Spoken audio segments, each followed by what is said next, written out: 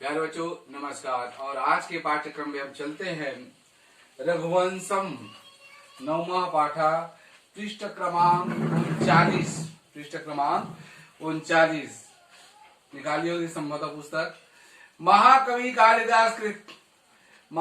कालिदास के द्वारा रचित महाकाव्य जानते हो ना, सबसे बड़ी महाकाव्य महाभारत है, रामायण है ना, ये सब बड़े काव्य है।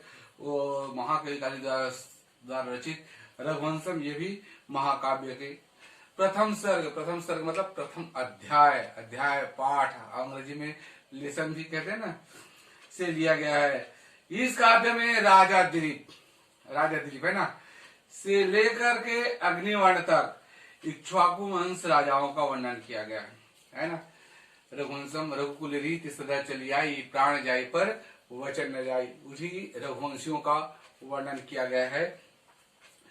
वह ईश्वतो मनुना मानिनो मनीषीणाम, व्यस्त मतलब ये वंश है, अग्नि वंश, सूर्य वंश भी कह सकते हैं। मुनिना माने मुनियों के, माननीय माने सम्माननीय, और मनीषी नाम माने विद्वानों का मत है। आसीन था है ना, मही मतलब होता है पृथ्वी, और पृथ्वी के जो महिपाल पालने वाले होते हैं राजाओं के। आज क्या है, प्रणव मतलब होता है ओंकार, छंदम सामापि इयु, ओंकार के समान है। पुनः सुनेंगे, और इसमें आपकी किताब में भी इसका वर्णन लगभग दिया हुआ है। और अर्थ देखेंगे, विद्वानों के सम्मानीय वह मनु कितना है, 14 मनु में से एक मनु ये है ना। मनु शत्रुपा का नाम आपने सुना हुआ है, और मनु शत्रुपा का एक रूप आता है राजा दशरथ है ना। कौशल्या इन्होंने बहुत तपस्या की, बेटा भगवान को भी अपने संतान बना ली, इसका वर्णन आया है ना। तो विद्वानों के सम्मानीय व्यवस्तु मनु वेदों में ओंकार के समान राजा दिलीप हुए थे। कौन हुए थे, राजा दिलीप हुए थे। पुनः सुनेंगे, विद्वानों में सम्माननीय व्यवस्त मनु वेदों में ओंकार के समान राजाओं में प्रथम थे, पहला राजा हुए थे। और ब्रह्मा की सृष्टि में देखेंगे 14 मनु है, मनु और शत्रुपा, उन्हीं का हम संतान है बेटा, हम सभी है। अगला दूसरा देखते हैं, तदन्वय उस अन्वय माने वंश में शुद्ध अर्थात पवित्र, मति माने बुद्धि, पवित्र बुद्धि वाले, प्रसूता जन्म लिया हुआ है। प्रसूता माने जन्म लिया, किसमें, रघुवंश में, उसी वंश में पवित्र बुद्धि वाले उत्पन्न हुए थे। कौन, राजा, और कौन, दिलीप हुए थे।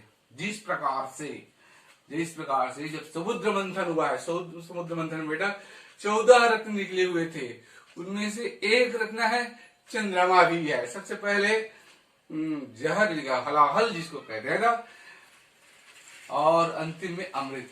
जब कोई भी कार्य करते हैं बेटा तो सब गाली देते हैं, आपको पागल घोषित कर देंगे, और जब साहब कार्य सुचारू से अच्छे ढंग से चलने लग जाते हैं तो सब हाथ बटाने लग जाते हैं, क्योंकि वो भी अपना नाम जगाना चाहते हैं। इसी कारण सबसे पहले जहर पीना पड़ता है। चाहे घर का मुखिया हो, चाहे कहीं भी समाज का मुखिया हो, कोई भी कार्य करते हैं, लोग कहने दो, करने वाला तो छोड़ने वाले नहीं बेटा, लेकिन अपना कर्तव्य को नहीं भूलना चाहिए। इस तरह से सबसे पहले जहर, बहुत कटु वचन सुनना पड़ता है, सहन करना पड़ता है, तब जाकर वह अमृत के रूप में धारण कर लेते बेटा। यही बात लिखा हुआ है। तो उस वंश में पवित्र बुद्धि वाले राजा दिलीप हुए थे। कैसे हुए थे, नीचे पंक्ति में दिया हुआ है, राजेंदु राजाओं में है, इंदु माने चंद्रमा, और क्षीर निधि भी, जिस समय समुद्र से समुद्र मंथन किया गया था तो उसमें चंद्रमा निकला था, तो चंद्रमा के समान राजा दिलीप हुए थे। पुनः सुन लेंगे, व्यवस्थ मनु के उस पवित्र वंश में राजा दिलीप, पुनः सुनेंगे, वह ईश्वर मनु के उस पवित्र वंश में अति पवित्र दिलीप नामक राजा हुए थे, जिस प्रकार से समुद्र मंथन में चंद्रमा उत्पन्न हुए थे। हो गया। अब तीसरा चलते हैं, आकार सदृश्य प्रज्ञा सदृशम आगम आगमहि सदृश आरंभ सदृश उदया। अब देखते हैं आकार जैसे माकार राकार होता है ना, ये आकार होता है। वे आकार के अनुरूप और प्रज्ञामान होता है बुद्धि। यस्य नास्ति स्वयं प्रज्ञा शास्त्रम तस्य करोति किम लोचनाभ्यम विनश्य दर्पण किम करिष्यति। तो वे आकार के अनुरूप बुद्धि वाले, कौन से वाले? प्रज्ञा माने बुद्धि वाले सदिशम आगम माने होता है शास्त्र, आगम निगम बखानी शास्त्र है ना, पुनः सुनेंगे। वे आकार के अनुसार बुद्धि वाले और बुद्धि के समान शास्त्र, आगम माने शास्त्र है ना, क्या अभ्यास करने वाले और शास्त्र अभ्यास के अनुसार उद्यमेन ही सिद्ध्यन्ति कार्याणि न मनोरथे, उद्योग परिश्रम करने वाले और उद्योग के अनुसार फल को प्राप्त करने वाले राजा हुए थे। पुनः सुन लेंगे। वे आकार के अनुरूप बुद्धि वाले और बुद्धि के समान शास्त्र का अभ्यास करने वाले, शास्त्र के अभ्यास के अनुसार परिश्रम करने वाले और परिश्रम के अनुसार फल को प्राप्त करने वाले रघुवंश में राजा उत्पन्न हुए। और चौथा चलते बहुत सुंदर सा है और इसको विशेष रूप से याद रखेंगे, परीक्षा में आने लायक भी है बेटा। प्रजानाम उत्यर्थेश प्रजानामेव भूत्यर्थेश तास्यो बलिम गृहीत सहस्र गुणम उत्सिष्टमादते ही रसम रवि। प्रजा के लिए है ना, प्रजा के लिए क्या? भूत्यर्थी कल्याण के, प्रजा के कल्याण के लिए राजा दिलीप क्या लेते थे? ताभ्याम बलि ग्रहित उनसे कर लेते थे। प्रजा के कल्याण करने के लिए ही उसे कर माने टैक्स, जानते टैक्स पटाते ना, निगम में देखोगे तो वहां टैक्स लेते, घर के किराया का टैक्स लेते, रोड किराया का, पानी किराया, सबका तो टैक्स भरना पड़ता है, वैसे पानी पैसा देना पड़ता है। उसी प्रकार से ये जो सूर्य है सहस्त्र हजारों गुणा उनको देने के लिए, हजारों गुणा देने के लिए क्या देते हैं? सूर्य जल को उसको खींच लेते उष्मा बेटा है ना, और बरसात जल बरसाने के लिए समुद्र से जल को सोख लेते हैं। कौन? सूर्य। पुनः सुनेंगे। प्रजा के कल्याण के लिए राजा उनसे टैक्स वसूलते थे, जिस प्रकार से सूर्य जल बरसाने के लिए समुद्र के जल को सोख लेता है। हो गया। अगला चलते, बहुत सुंदर सा भाव लिखा हुआ है, पांचवा है। प्रजानाम विन्याध्यानाद रक्षणाद भनादि स पिता पितरस्तासाम केवलम जन्म हेतु। प्रजा के पढ़ाई के लिए अर्थात शिक्षा के लिए, रक्षण के लिए और भरण पोषण के लिए, विश्व भरण पोषण कर जोई ता करे नाम भरत यश होई, रामचरितमानस में आते हैं। तो प्रजा की शिक्षा के लिए, उनकी रक्षा करने के लिए, उनका भरण पोषण करने के कारण ही वो राजा क्या कहलाते थे? प्रजा का पिता कहलाते थे, प्रजा का पिता कहलाते थे। और वास्तविक जो पिता है क्या लिखा हुआ है? केवलम जन्म हेतुआ, और जो उसका पिता है सिर्फ जन्म के कारण पिता कहलाते हैं, लेकिन वास्तविक पिता राजा होता है बेटा। राजा भगवान का प्रतिनिधि होता है और राजा की आज्ञा का अवहेलना करना भगवान की अवहेलना करना होता है। इस तरह से वास्तव में राजा पिता के तुल्य होते हैं बेटा। पिता होता नहीं है, पिता तुल्य होता है। तुल्य और होता में अंतर है, यही जानेंगे। पुनः सुन लेंगे। प्रजा के शिक्षा, रक्षा और उसके भरण पोषण के कारण ही वह प्रजा का क्या थे? पिता थे। कौन? रघुवंशी। और वास्तविक जो पिता थे उनका वे सिर्फ जन्म के कारण कहलाते हैं। जैसे हम जन्म लिए हैं, तो हमारे तो वंशज है, पिताजी है, माताजी थे, तभी हम लोग यहाँ हैं। पता नहीं हम लोग किस ब्रह्मांड विचरण कर रहे थे, उसको लाने वाले। और माता पिता है, और माता पिता को जो अनदेखा करते बेटा, तो उसका तो बेड़ा पार हो जाएगा, कष्टमय जीवन ही गुजारते। इस कारण से ध्यान देंगे। और बहुत सुंदर सा अगला लिखेंगे, छठवा है देशो अपनी सम्मता। जो देश रखने वाले भी होते हैं ना, उसका गुणगान करते थे। किसका? राजा दिलीप का। देश रखने वाले अर्थात विरोधी पार्टी भी उसका सम्मान करते थे, विचार करते थे। शिष्ट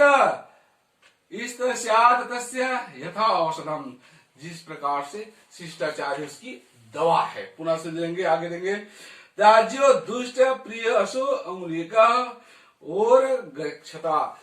जिस प्रकार से सभी हमारी जो पांचों उंगलियां हैं बेटा, सब अच्छा है। अब मान लो इसको कोई सर पर डस दिया है, और सर पे दस है ना, मैं वह जहरीली विष वाला हूं जिसके काटे की दवा नहीं बेटा। तू विद्यार्थी है, मानसरोवर का दे सकता तुझको सजन। जब उंगली को सर पर दस मार दिया, दंश को पूरे शरीर में फैल जाएगा, तो उस समय उंगली को काटना पड़े ना बेटा, तो कोई घबराने वाली बात नहीं। इसलिए उंगली को काट देते हैं, त्याग देते हैं। यानी उंगली प्रिय होते भी उसको त्यागना पड़ता है। पुनः सुनेंगे, द्वेष रखने वाले राजा भी उससे क्या करते थे? सम्मान करते थे। क्या करते थे? सम्मान करते थे। और शिष्टतस्य औषधम, और उसकी शिष्टता को औषधि मान लेते हैं, दवाई मानते थे, दवा का काम करते। जिस प्रकार से यदि हमारी उंगली को सर पर दंश मार दिए हैं, तो उंगली को त्यागना ही अच्छी बात है, बुरी बात नहीं हो सकता बेटा, ठीक ना। इस प्रकार से ये हो गया। और अगला देखते हैं, सातवां बहुत सुंदर सा है। तस्य दाक्षिण रूढ़े नामना मगध वंशज। मगध वंश है ना, मगध मेरे जानते हो नहीं बेटा, सभी जानते होंगे, महाभारत से देखे सुनोगे। तो मगध वंश के राजा, तस्य दाक्षिणी रूढ़े नामना मगध वंशजा, पत्नी सुदक्षिणा त्यासी दवस्य रेव दक्षिणा। और उसी के वंश में देखते हैं, इसमें एक मिनट, मगध वंश में उत्पन्न, कौन सा वंश में?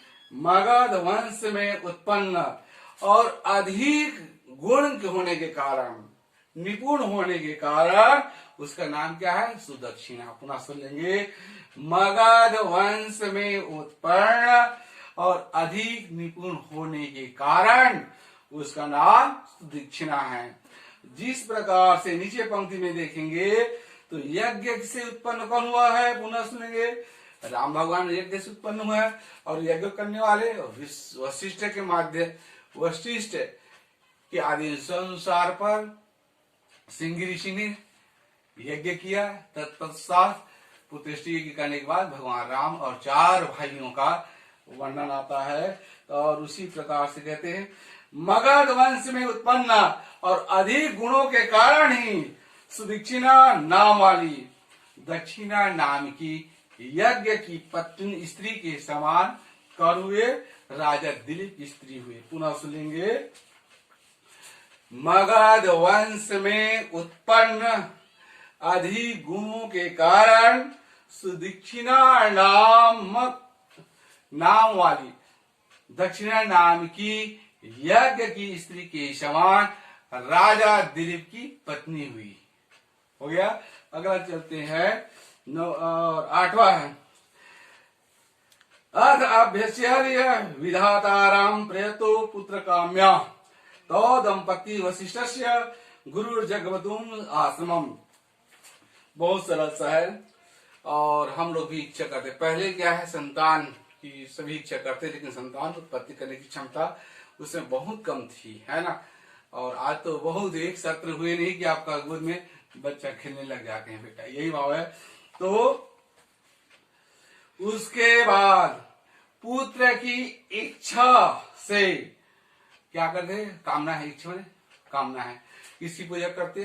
ब्रह्मा जी से, ब्रह्मा जी से पूजा कर। पुनः सुनेंगे, उसके बाद पुत्र की इच्छा से ब्रह्मा की पूजा करके वे दोनों पति पत्नी, कौन? मनु शत्रुपा, कहाँ गए थे बेटा? वशिष्ठ, कुलगुरु वशिष्ठ की आश्रम की ओर चले गए। पुनः सुन लेंगे। उसके बाद पुत्र की इच्छा या कामना लिए हुए ब्रह्मा की पूजा की। उसके बाद वे दोनों पवित्र पति और पत्नी वशिष्ठ की आश्रम की ओर चले। और अंतिम है हयनीमादाय। हयनी मतलब नवनीत होता है, गाय की जो घी बोलते हैं ना, लेंडा छत्तीसगढ़ी में, नवनीत को लेकर के घोष वृद्धानुपस्थित, और वहां घोषमन होते ग्वालों के लोगों के बीच में उपस्थित हुई है ना, कौन? राजा।